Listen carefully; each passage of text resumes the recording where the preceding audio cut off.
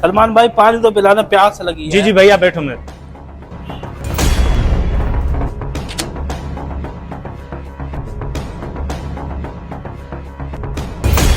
रुक जाओ, इस पानी में जहर है।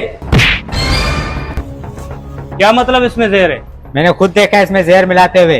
यार सलमान, तुम्हारे में ये उम्मीद नहीं थी। भैया मैं आपको जहर क्यों दूंगा? मेरे पास सबूत है, ये देखो।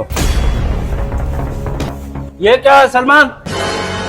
अरे भैया आप दवाई नहीं पी रहे थे, ये साशे राइजिक मैंने पानी में डाला छुपा के आपको पिलाऊं, डॉक्टर ने बोला था। ए अगर ये बात है तो खुद पी के दिखाओ।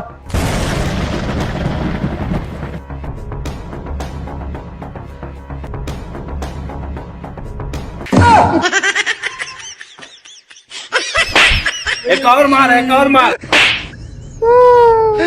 नेकी का तो जमाना ही नहीं रहा।